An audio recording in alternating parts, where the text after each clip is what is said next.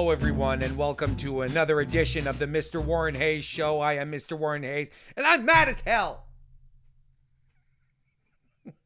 Because every wrestling fan in the world is angry today. We're mad. I'm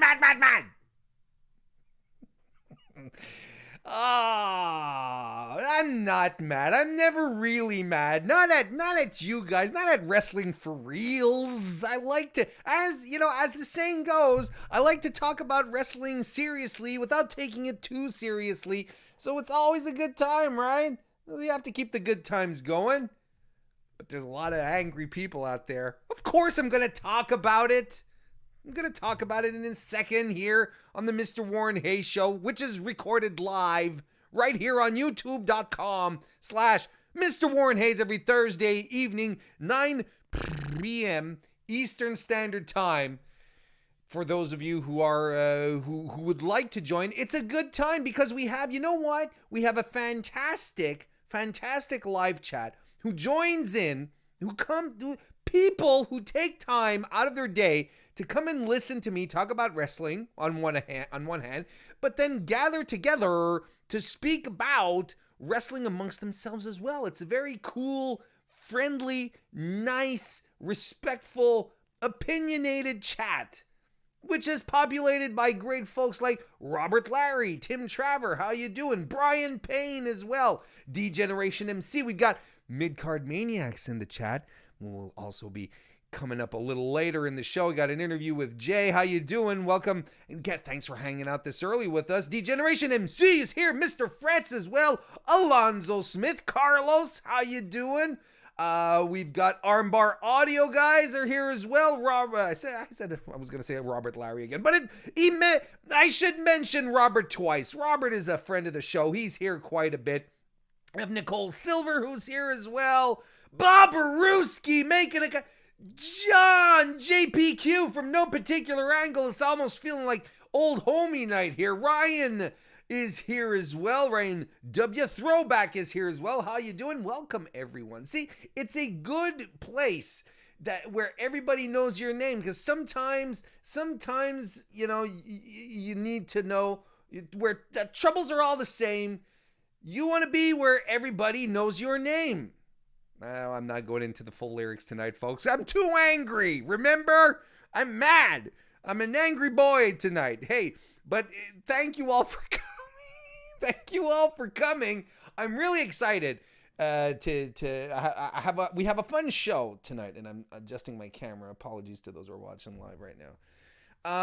It's going to be a fun show. There is a lot of stuff to talk about, and I am going to be joined later on by Jay Bond, one half of Midcard Maniacs. They do some fantastic video work about professional wrestling that as smart, intelligent, relevant people who come into the Mr. Warren Hayes Show for smart, intelligent, relevant things in regards to wrestling, you should go check out, love and enjoy.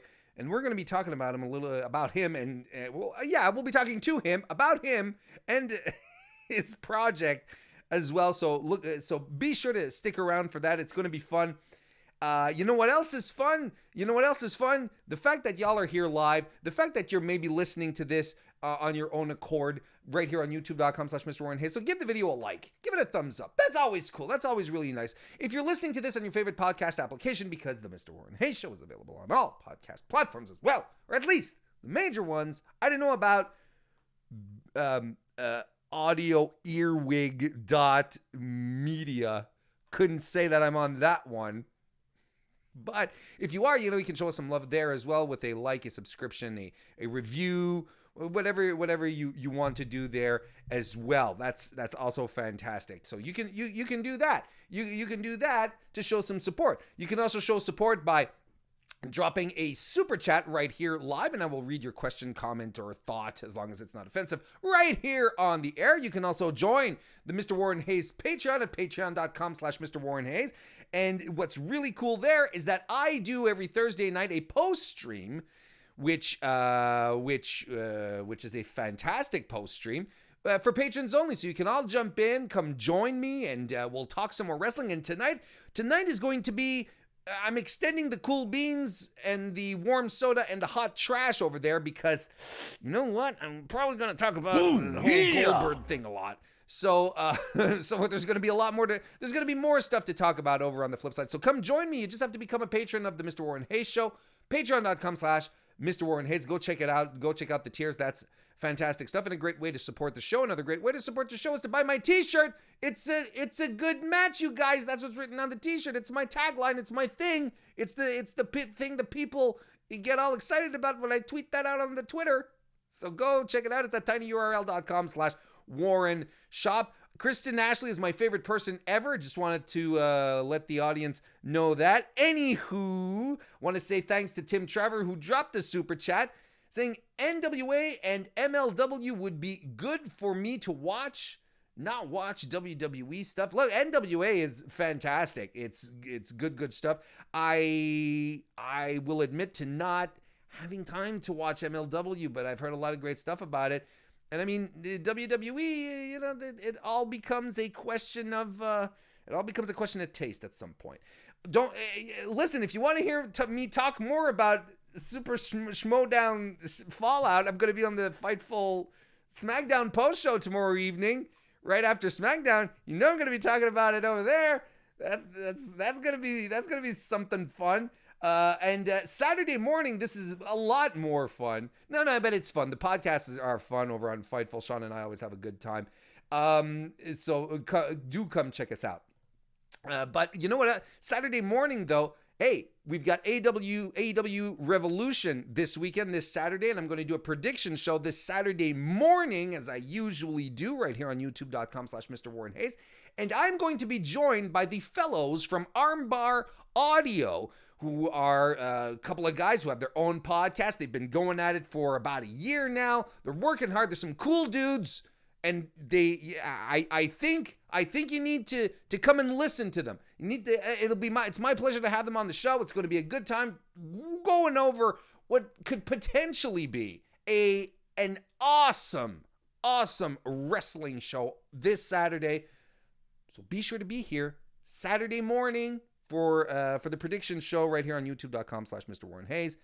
And don't forget to head on over to belltobells.com for all of your women's wrestling coverage. That's BELTOBELLEES.com for all of that good stuff. All right. We're leading into it. I've teased it enough. Let's just go ahead. Well, but you know, we're gonna do the jingle. We're gonna do the thing first and foremost. First of all, hello, Kristen Ashley. Good to see you in the chat. Nick Wolf, good to see you in the chat as well. RJ is here as well. How you doing, RJ? RJ Krasinski. Lots of people that I really, really like here tonight. Yeah, the fantastic crew is here. The crew is here. Let's get to it. The weekly wrestling inspection.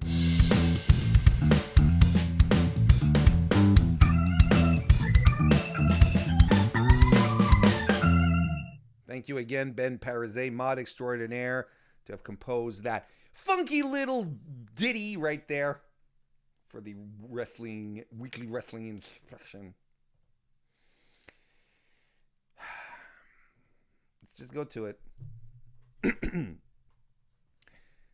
So Goldberg won not the Universal title, but he's done that. He won the WWE Championship today at Sands of Time, having defeated the Fiend Bray Wyatt to claim the title. I can't speak on the match. I haven't seen the match, so I can't talk about it. And I'm not going to. Ryan Smith, how you doing?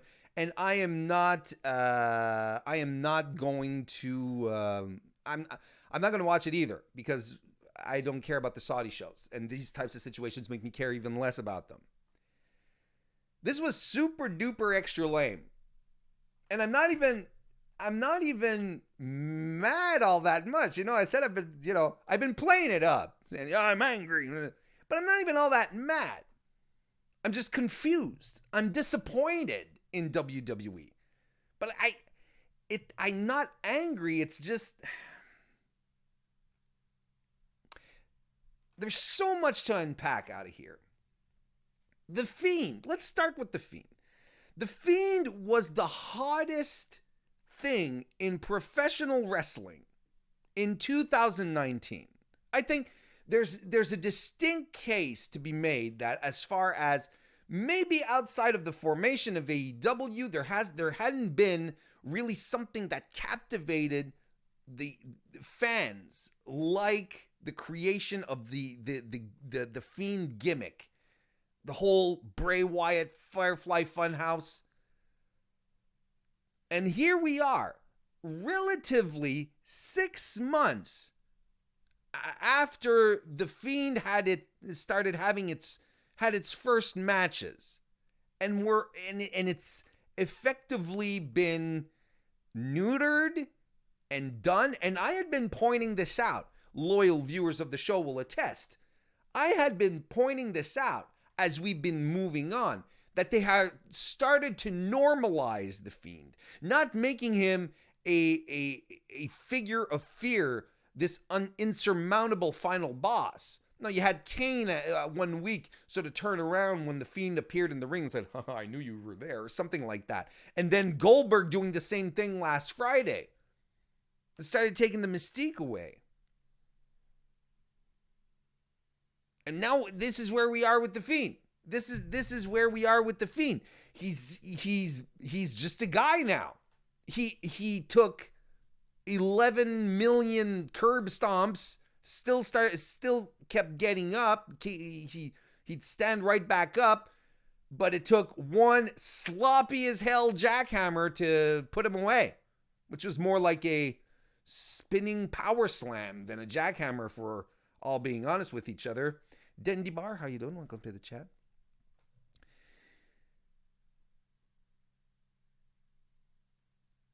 Why didn't they have the Fiend slaughter Goldberg? Why didn't they do it? That's what was part of what made him cool when he was running roughshod on the division.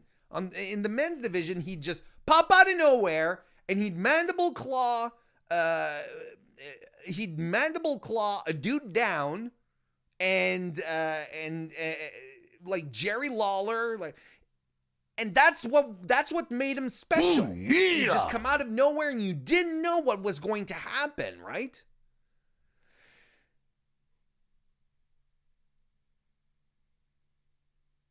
And the thing is, and this is what's most frustrating here ultimately. Oh, Kristen Ashley with a super chat. Oh, thank you very much with the super chat. Excuse me. And he said, well, who do you think could make the Fiend look strong again?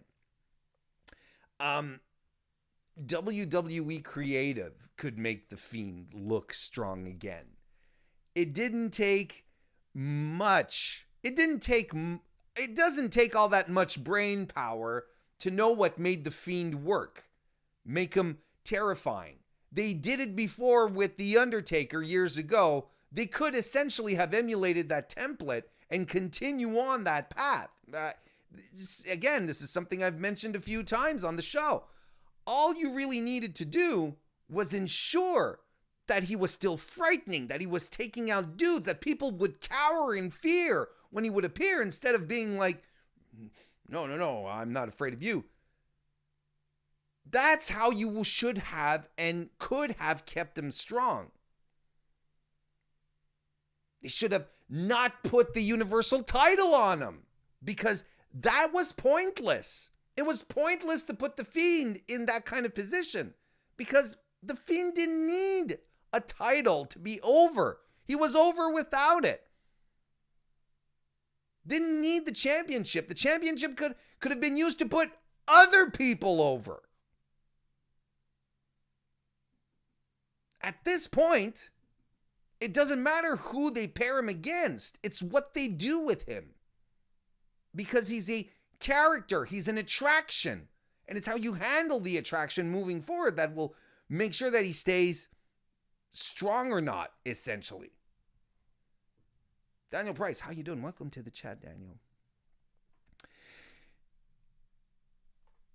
WWE, it's not, here's the problem. WWE doesn't It's not that WWE can't make new stars. It clearly does not want to make new stars. It doesn't want to. It's the only logical explanation at this point. Vape Ross Vape, how you doing? There's no reason for them to not be creating new stars instead of always going back to wrestlers who were important in the business 15, 20 years ago. This isn't the case. This is not a good strategy moving forward to never have dudes or gals at this point who can carry the company into the future. And as fans, modern contemporary wrestling fans with internet connections, we see the cynicism in this kind of decision. We see it. It's the same kind of cynicism that we saw when Brock Lesnar squashed Kofi Kingston in 6 minutes. It's that same type of cynicism where there's an emergency, ratings aren't working as they're supposed to. Oh, we don't have anyone over enough for WrestleMania. Let's break the glass and pull in Goldberg or Undertaker or whatever superstar Hall of Famer du jour is not broken up, is not busted up enough, too much, I should say, to return to the ring so that we can get a ratings bump. Because we had heard the rumors that they wanted Roman Reigns versus Goldberg at WrestleMania. Now, as far as a marquee match goes, I dig it. I'm okay with it. I think it sucks for Roman Reigns, but I'm going to get to that in a second. But the idea that Roman Reigns and Goldberg needed a title for this to happen is ridiculous. These are two huge stars for the company. One that represents the past, the other which is very much in the present. And they literally could have had a feud or built the match just to show the other guy off. Just to be like, this is my time. No, I still got it. Think back at Hollywood Hulk Hogan versus The Rock.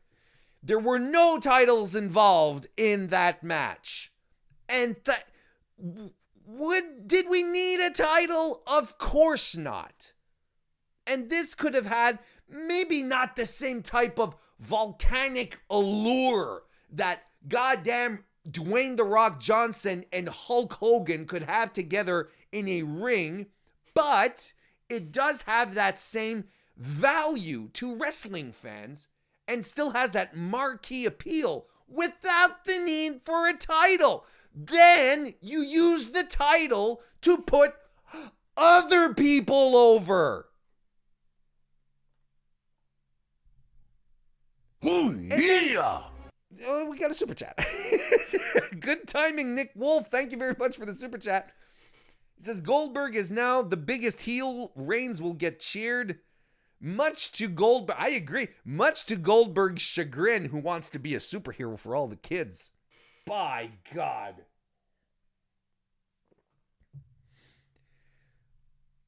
We're smart enough to see that this is a band-aid because WWE has put itself into this corner. And it's like I saw on Twitter, I have tons of people saying, well, it's a band-aid, right? You have to rip off the band-aid. But the band-aid is, you put a band-aid to stop bleeding, but it doesn't necessarily cause the injury to heal. It's a temporary measure. Hi, Joe Cook. Welcome to the chat. Usually or typically, a Band-Aid is a temporary situation. If you keep pulling off the Band-Aid, you're going to put another one on top. WWE is not going to its root problems here, which is their, and at this point, I'm not saying incapacity, it's their decision, clear decision to not build any new stars. And then they wonder, why they're not having these good ratings, why they're not doing as well, why the network might be sold off to an OTT company. It's all because of it boils down to bad and insipid and uninspiring creative. And then they turn around and they say, well, we're going to sell the network. We're going to take the value out of the network, put maybe the pay-per-views. Well, they're not saying this, but we're speculating, right? We're going to take the pay-per-views off of the network and we're going to sell them to other people, but we're going to keep the price at, we'll keep the WWE network price at this amount. And so then you as a loyal subscriber, a loyal WWE fan who joined the network to watch the pay-per-views, to get the content, you get shafted and you foot the bill for poor creative decisions which are directly impacting what you are watching. It's directly impacting your interest or disinterest in whatever you're watching. And there's clearly a lot of people who are disinterested in WWE because they're not making big strides as far as viewership goes. They aren't. And if I look at what's happening on Twitter today, I will posit this unto you, friends in the chat. Why? Who asked for a Goldberg title run? Who wanted this? Did you want this? How about you? How about you over there? You in the back? Was that you? I don't know. I don't know of anyone who was like, yeah, I could really go for another Goldberg title run. It's preposterous. You'd think that at this point they would have figured out, if you give the fans what they like, what they want, they will get behind you. You'll see something good happen. We're at this time last year, folks, at this moment last year, maybe a couple of weeks into the future, but still we're in the same time zone. We had Kofi Kingston build an organic following off of a chance replacement in the Elimination Chamber, and he was elevated into the WWE Championship sphere. And we're getting the complete opposite this year. We're getting someone that we don't want to see in a championship position moving forward into WrestleMania.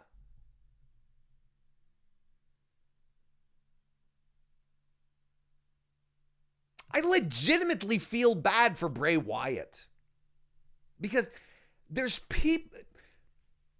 so many people out there saying he's had so many chances in the past and he fumbled them all.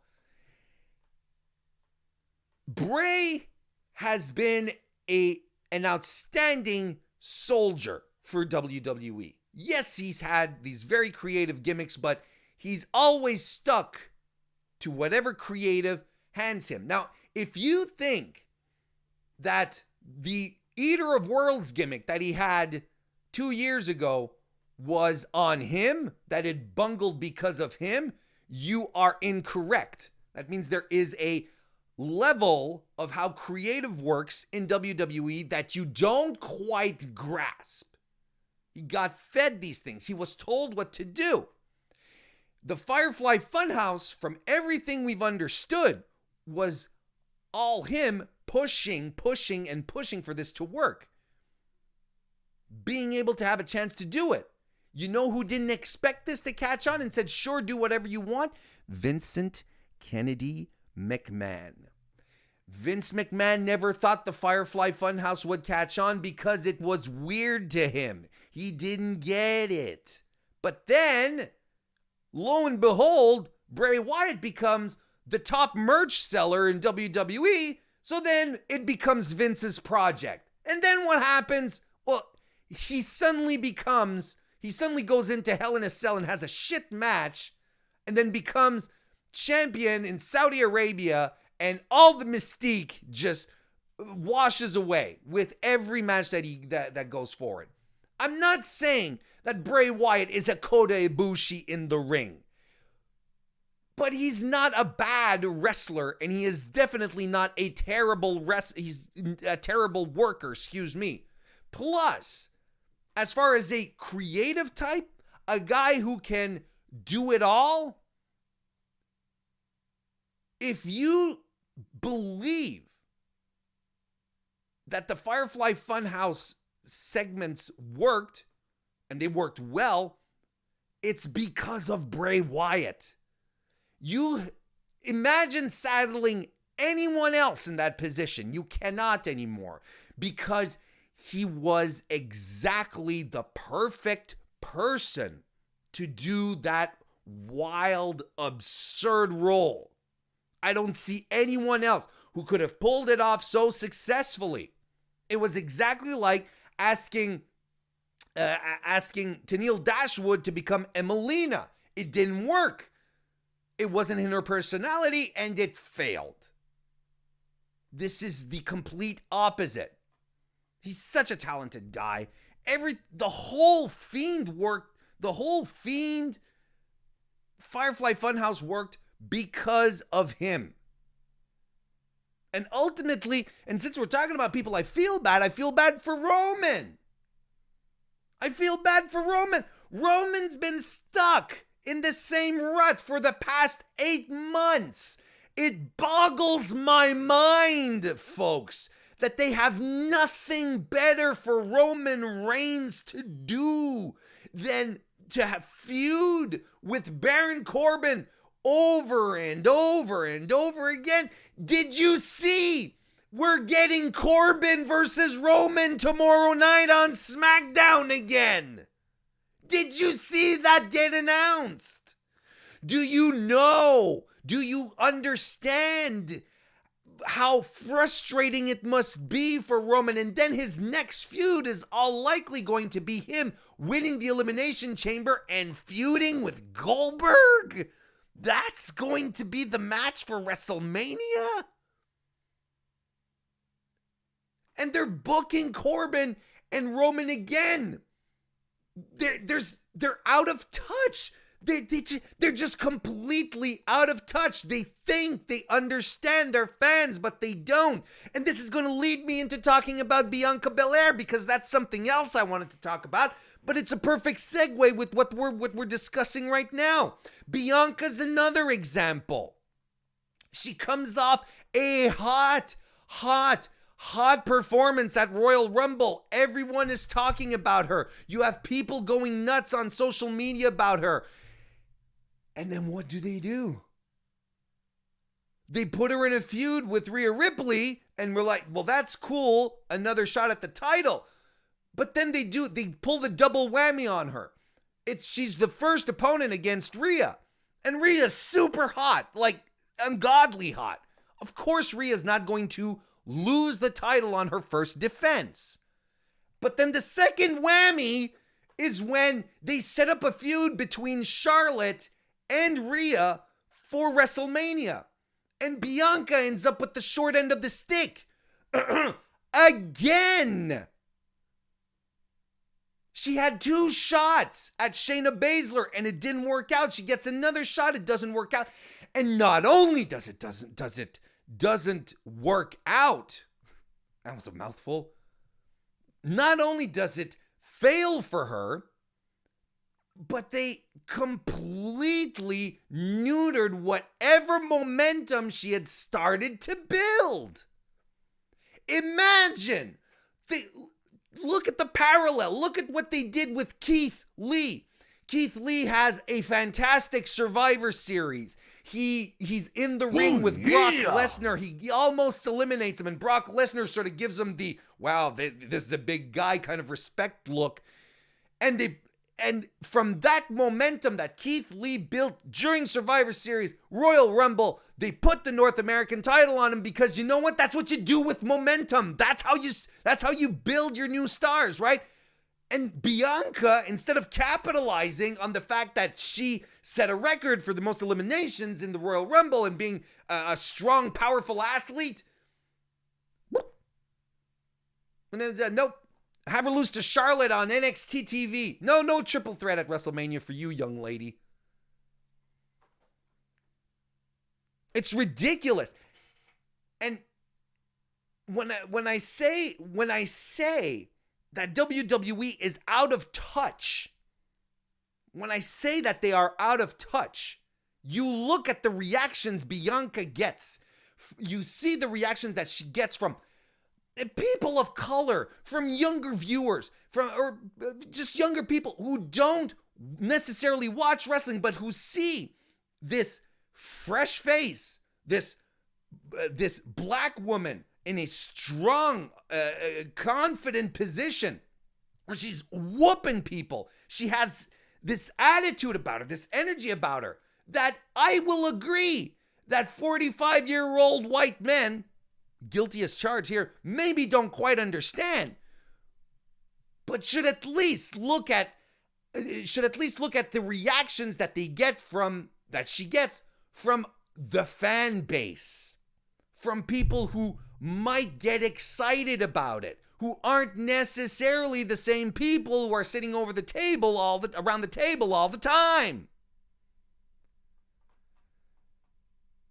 It's amazing to me. It boggles my mind how completely disconnected they are when it comes to what people are digging and what they think people should dig. Because, folks, you were told tonight that you were okay. Well, today, anyway. You were told that you were okay with Bill Goldberg becoming WWE champion at the expense of a plethora of current active superstars who are looking for this type of opportunity. No. You were told that a man who has officially retired, whose last match was 3 years ago, 2.5, you're okay with him coming in and winning the championship. You're okay with this guy who was never that great a worker and who WWE disliked 15, 17, 20 years ago when he joined WWE and didn't push him properly. You're okay with him today. That's what they're telling you. That's what WWE is telling you. This is what you want, you guys.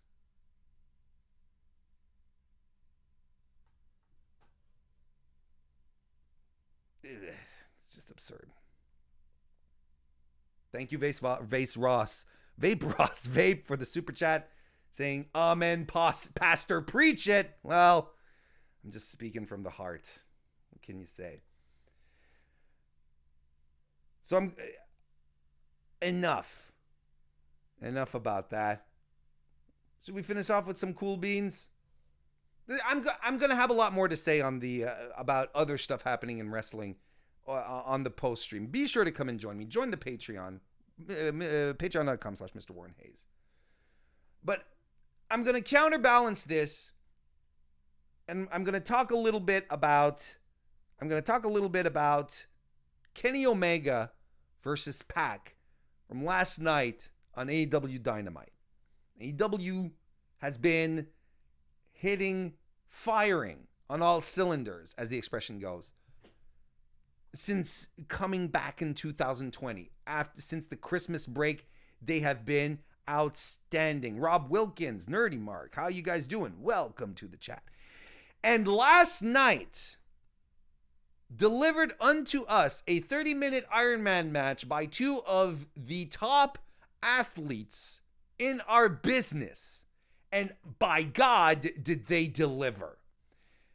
It is one of the best matches that you will see this year, free TV or not. And it was clearly the best match between these two, because it's like the third time that they fought in AEW, and this was real good. And they started off the evening with it. I adored every second of it, from the moment where Kenny Omega tried early on for the one-winged angel, and Pac sort of reversed out of it and tried to get the brutalizer on. Like, this was early on in the match. I was like, wow, what a great way to start. Omega at some point catches Pac, who does a moonsault off the apron, and Omega's on the floor, and he just catches him over his shoulder, and you think Kenny's gonna drill him into something, but no, Pac reverses it into a tornado DDT. It was so good. The super brain buster. I think Kenny Omega wanted to die last night. I think he was like suicide by Pac is what he was trying to go for, and it didn't quite work out for him. That super brain buster was fantastic.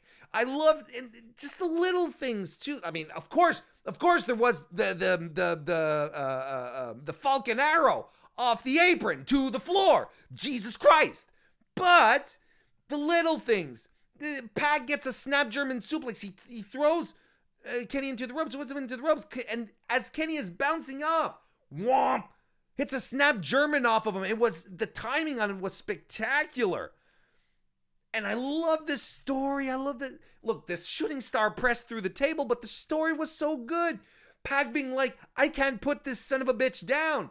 So he goes into the ring, gets the chairs, and he clocks Omega twice with the side of the chair right on the head. Twice!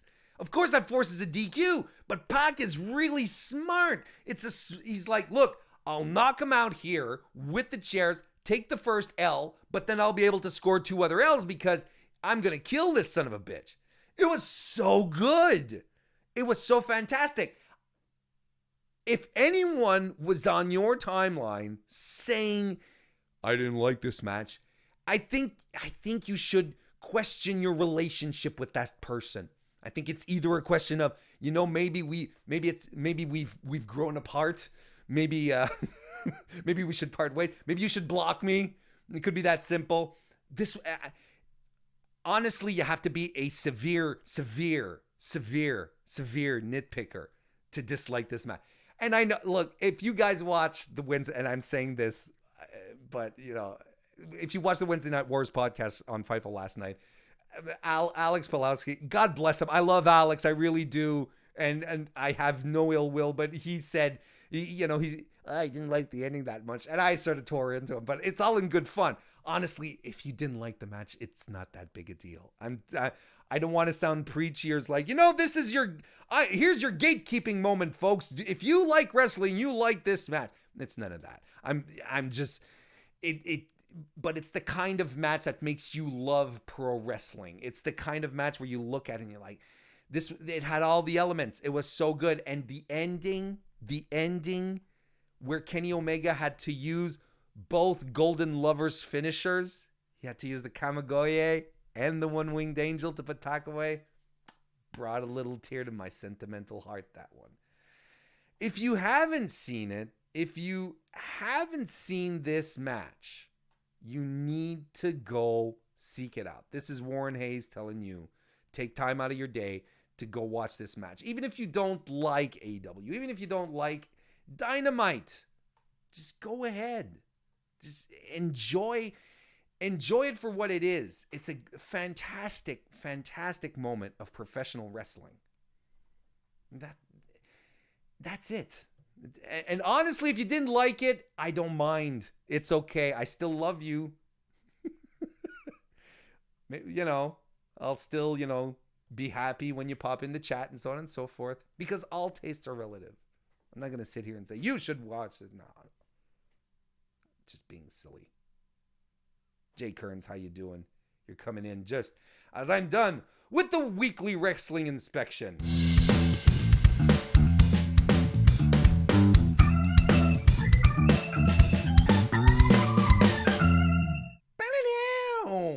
Folks, if you're watching this live and you enjoyed me talking for 25 plus minutes about Bill Goldberg and The Fiend and how WWE is a puzzling ordeal, give this video a like right here on youtube.com/MrWarrenHayes. And if you want, donate a super chat. That's always appreciated as well. And yeah, we're going to move on to other things. Like I said, I still have a lot of stuff to talk about that I haven't covered, because I knew I was going to go long with Goldberg here. But look, I want to talk about Garza versus Humberto from Raw. I want to talk about the contract signing. I want to talk about the main event swerve that happened on NWA Power this week. I want to talk more about Dynamite from last night. Patreon.com/MrWarrenHayes on the post show, the post stream. I'm going to talk more about that. But for now, I'm going to take a quick pause and I'm going to get in contact with Jay Bond from Midcard Maniacs. He's in the chat. He's chomping at the bit. Evangelina Cantu, how you doing? Welcome to the chat. We're going to have Jay join us, and we are going to have ourselves a good old-fashioned chat so that you guys can find out more about this great new wrestling YouTube channel. Be sure to check it out. So just hang around for a couple of minutes. I'll be right back.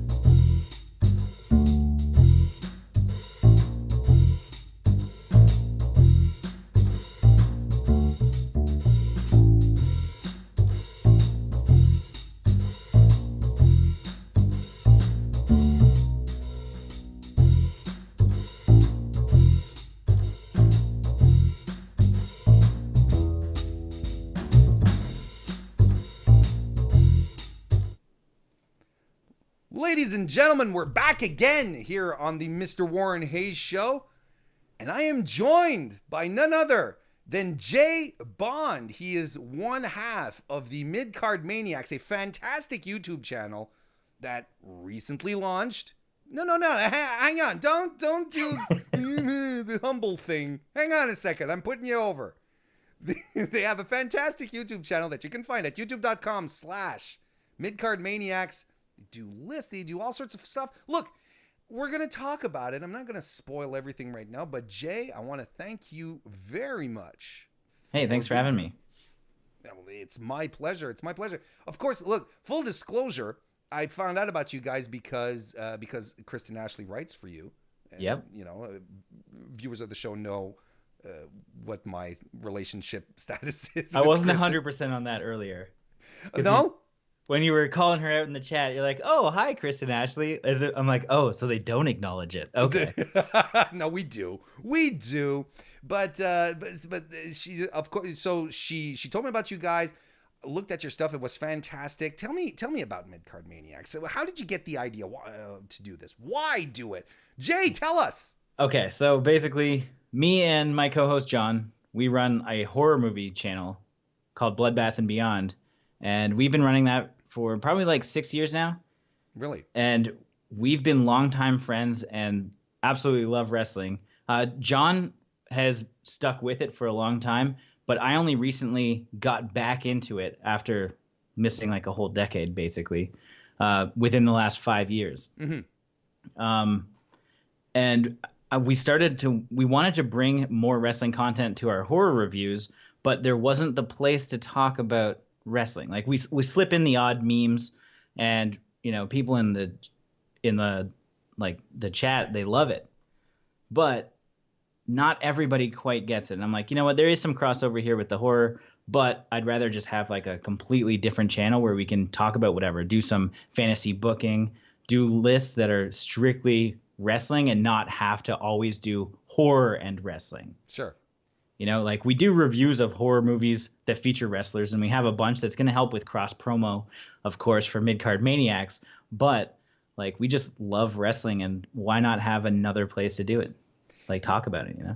Now, the stuff that you do is quite unlike Mr. Warren Hayes and his setup here. You guys have high production value. Your stuff is really, really slick. Like, oh, well, thank you. I'm very jealous. I appreciate that. You said it yourself. You know, you've done Bloodbath and Beyond for the past 6 years. Is it something that you picked up as you were going along, or do you have Absolutely. No formal training or Yeah, no. The only training that I had was I used to be like a really shitty rapper back in the day, and I had like this old camera sitting around. Hang on a second. That was not in my notes. I can fill you in. And then after being a shitty rapper, as a joke, I entered a rap contest where I was like a nerdcore rapper as MC Escher. And I just made this video. I just wanted to put as much like visual effects into it as possible so I can learn how to edit. So I basically like wrote and recorded and shot and edited a video in a week that has more effects than like I could ever possibly think to do. I don't know why I did it, but I learned how to edit. Now, hang on. Okay, we're going to go off track a bit because I think the nerdcore rapper stuff is fascinating. There's some crossover sometimes. I mean, Leva Bates like has MC Chris as her intro music. Sure. We have Mega Ran running with like Up Up Down Down, which is kind of cool. Mm-hmm. I've been really into like nerdcore for quite some time. And so what kind of, was it mostly video games that you'd rap about, or? Yeah, like yeah, basically, or D&D and stuff like that. It was kind of like a joke because I was like a weird gangster rapper, and then I switched and just did the polar opposite because I wanted to talk about shit that I liked. And so basically, with going from Bloodbath and Beyond to Midcard Maniacs, it's kind of doing a similar thing where it's like I'm not pandering in any sense. It's just I haven't had that opportunity to talk about the stuff I want to talk about. Okay, so listen, this is interesting because, you know, you've talked about, I mean, everything you've done is about crossovers, essentially, you know? I mean, I like a lot of stuff and I want to talk about it. Well, see, how do you feel that how do you feel? I'm not rapping right now. No, I know. I'm not putting you on the spot that bad. How do you feel about that crossover potential, like with wrestling fans? Clearly, wrestling fans are very diverse. You know, on my Twitter feed, you'll have people who are gung-ho on anime as much as they are on wrestling or video games or, of course, football, pro sports. How do you feel that crossover works or has been working for you so far? It's been slow right now because we're not aggressively pushing it in any sense, because we want to learn what we want to do anyway. Right now, like we're experimenting, doing bios and lists and predictions and stuff like that. But like when we were doing Bloodbath and Beyond, it was just reviews. So we got stuck in this little pigeonhole where everyone just wanted reviews. We kind of grew too fast for our own good there. Mm-hmm. So I'm not trying to push it that much, but I have noticed just like interacting with people on Twitter that you go to follow somebody and it says like, oh, AEW, New Japan, horror fan. Like there's a lot of crossover as far as horror is concerned. And the moment that we mentioned that we were even starting a horror channel, we got like 350 subs in the first day. And I'm like, whoa, okay. Some people have heard me, and that's from like one tweet. And I'm like, all right, let's keep going. Like, I think that there's a lot of crossover just in general because like much like horror, wrestling has such a really strong fandom, and people that like they gravitate to certain niches and really like that stuff. So it's nice to see a lot of like people that love wrestling and horror. And you know, you have characters like the Fiend and stuff like that, or Rosemary. Like you have these dark evil characters that people gravitate to, and then maybe wrestling got them into horror. And so there's a lot of crossover, and we're trying to leverage that in some capacity because, you know, we like both things and we have a greater knowledge probably of horror, but mixing the two is fun. Yeah, absolutely. And you've done quite a bit of that. Some mashups, you know, you've done mashups with horror. You've done some bios. You've done lists. How do you guys come up with your ideas? What's your process? Tell us about your creative process. The creative process. Former nerdcore rapper J Bond. Well, I talk to Kristen and I say, "Hey, what do you want to talk about?" No, in general, we have some kind of loose ideas of what we wanted to do. Before reaching out to Kristen to see if she wanted to write for us, we kind of wanted to do a building a horror movie situation. Kristen had that in mind as well, and she's like, "Hey, I've fleshed out like all the different characters from horror movies, so like we have a list of like, whoa, okay, these are all the stereotypes. These are the situations we need to consider." So booking a horror movie is probably like our favorite series so far. Sure. Like the lists are great too because we get to talk about indie wrestlers that maybe aren't getting noticed, and even just talking about AEW. I'm a big What Culture fan, and I'm a big Cultaholic fan, and even Wrestle Talk. Sure. But they all just talk about WWE. I mean, obviously they're starting to do AEW, but nothing more than that. Where right when I like jumped into wrestling Twitter in the last like 4 or 5 months or so, like really hard, I'm just like finding all these really cool indie wrestlers that no one's talking about. Like that I don't know how nobody's talking about. Right. Like Warhorse and Danhausen and all these strange characters that definitely deserve videos. I mean, I did see Ross was talking to Dan the other day, so that's kind of cool. But I don't know. There's a lot of stuff that I want to talk about that people aren't talking about. So why not? Well, and that's good because I did see you do have a lot of AEW stuff, especially in your bios. Like you recently did one on Darby Allin, which was very informative because there's a lot of bits and pieces of his story that are out there, but seeing them all compiled there is very, very fascinating because yes, he's had quite an existence for someone so young.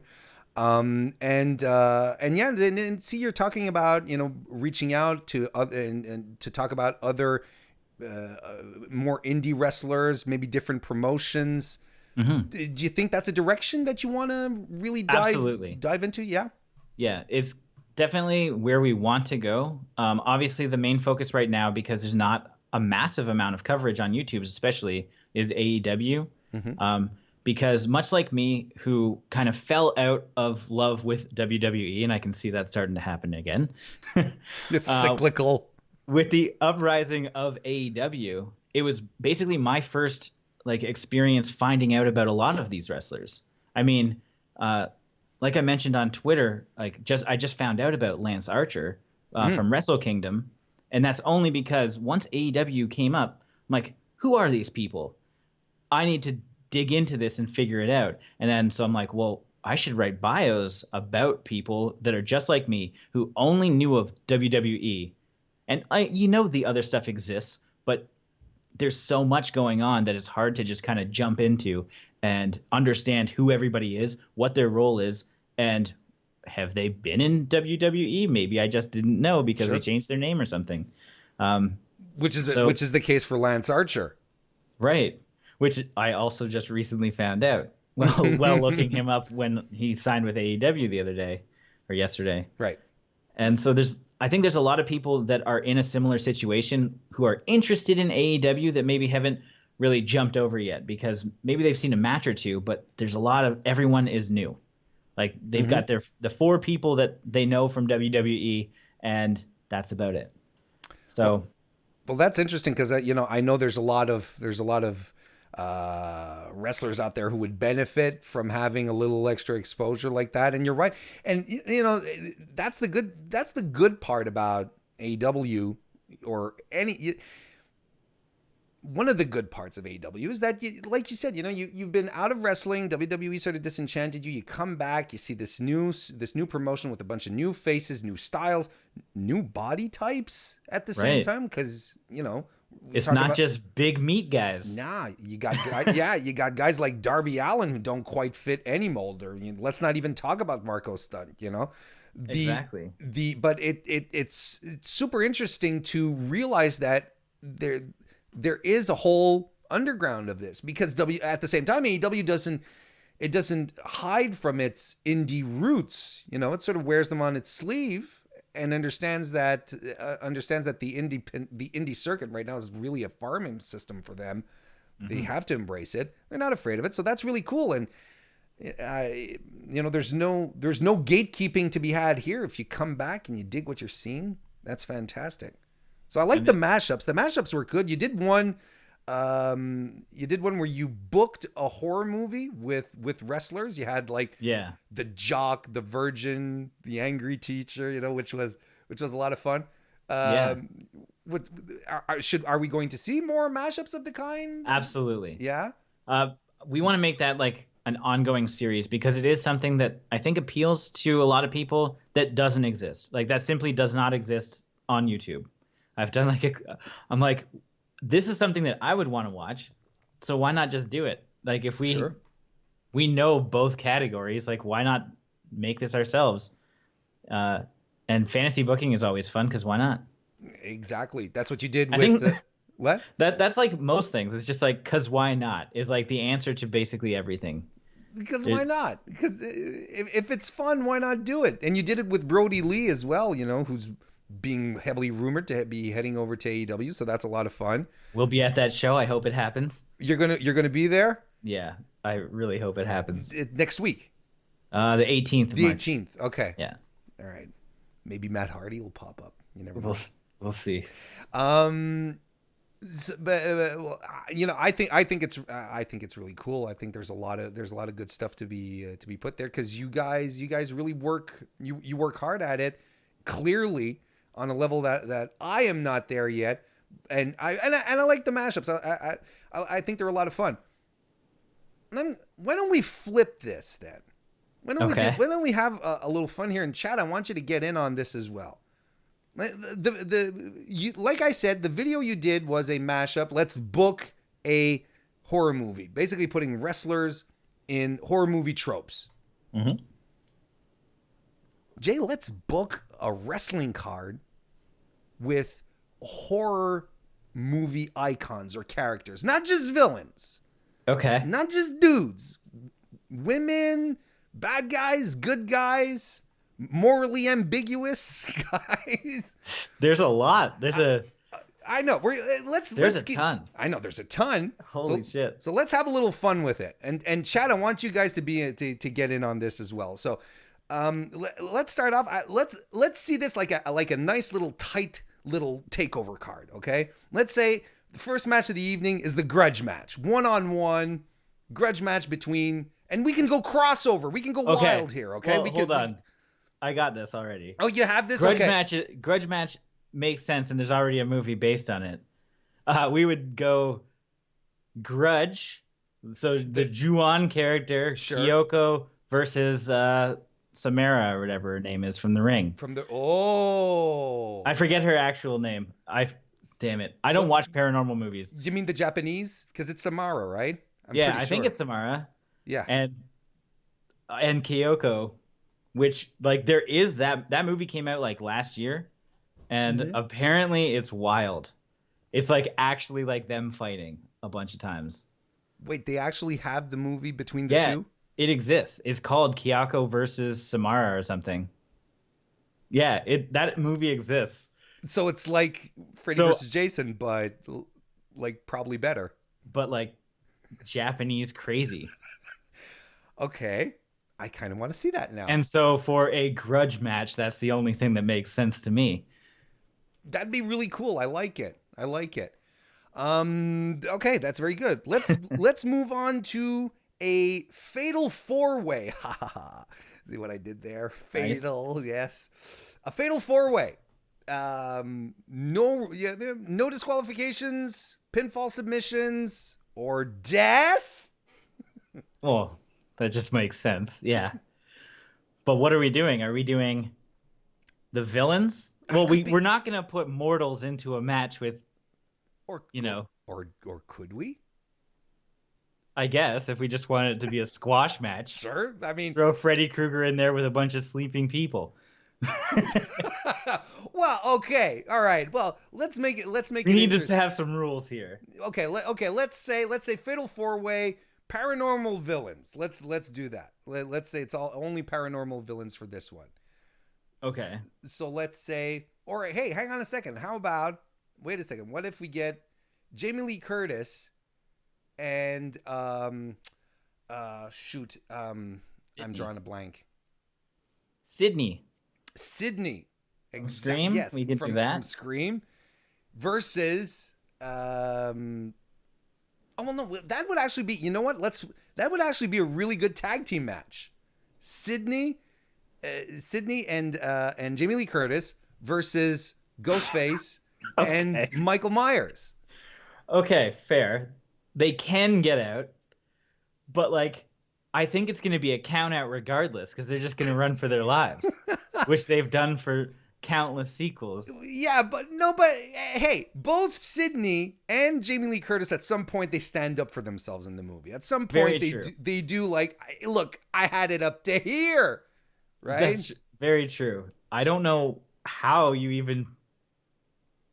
even take who initiates this. Look, it's complete fantasy booking. Who's in first? I'm saying we're gonna throw in. We'll throw Ghostface in first, and then obviously Sydney's gonna be pissed and terrified, and she's tagging in Jamie so that we'll build up to that at some point throughout the match, where you got to have them face off at some point, but. I don't know exactly like what moves. Like I feel like it's gonna be a disaster. Hey, you know what? I'd see Ghostface do a shooting star press like that. Like he's quick and he's nimble. Do they have weapons? Sure. Well then that's a massive issue. Because if you're doing a shooting star press with like a butcher knife in your hand or whatever, a hunting knife. Well, that's going to hurt like a bitch for whoever's receiving it. Jamie Lee is out. So by default, Sydney enters and she has to go against Ghostface right away. Yeah. We're not even going to see Myers. You don't think so? No, it doesn't need to happen. And he's too slow. It would take him forever to get in. Well, then she could she uses her speed then. It's essentially Finn Balor versus Brock Lesnar. Where he's all. That's true. Kristen said, "Yeah, give Jamie a closet." Yeah, then she'll be fine. Yeah, exactly. This is actually just turning into Dead by Daylight real quick.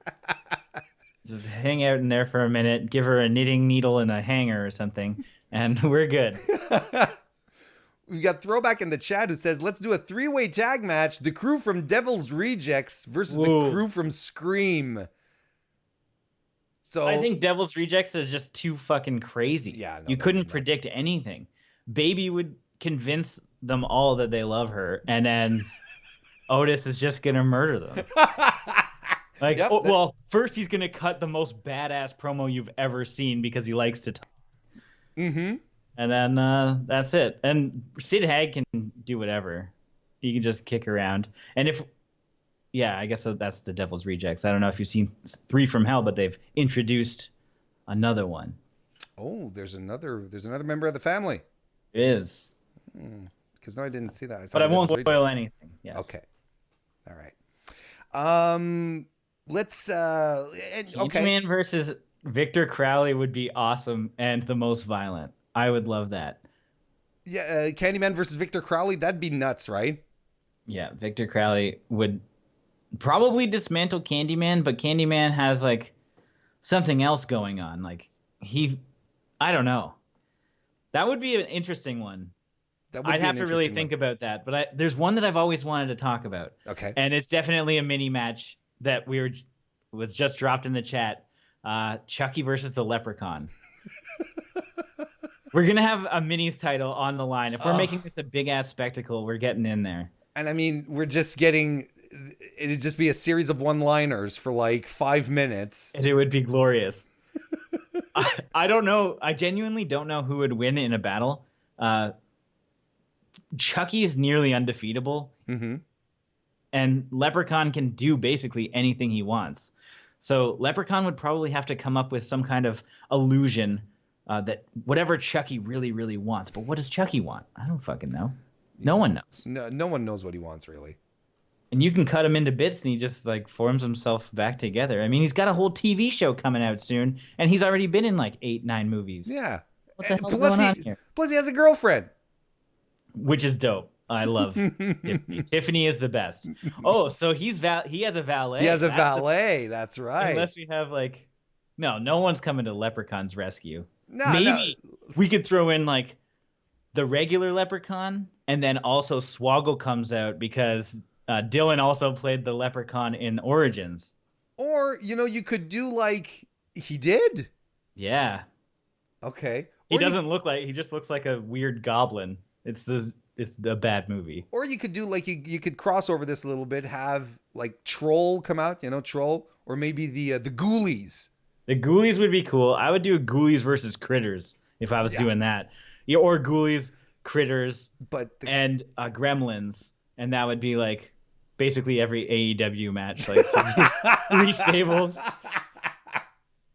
When are we getting Are we getting that? Are we getting a title for like threesomes? I don't know what they'd call it. I hope it wouldn't be the threesome championship, but something like that. Trios, maybe three. Yeah, maybe that's closer. I mean, they probably, if they want to have championships for threesomes, that's their own thing, but I don't necessarily need Hobgoblins runs in and just everybody is so distracted. They're the Orange Cassidy of the group because they're just so fucking ridiculous. That is the worst movie. Who's our main event? I love it so much. Who's our main event, Jay? I have a suggestion. I have a suggestion. I'll take one. Which one do you have? Okay. I'd go, and to be completely fair, completely transparent, it's Kristen that dumped this on me earlier when we were talking about it, and I thought it was brilliant. So I'm not going to take full credit for it. Bruce Campbell versus Freddy Krueger. Ooh. I think that would just be like a promo off, to be honest.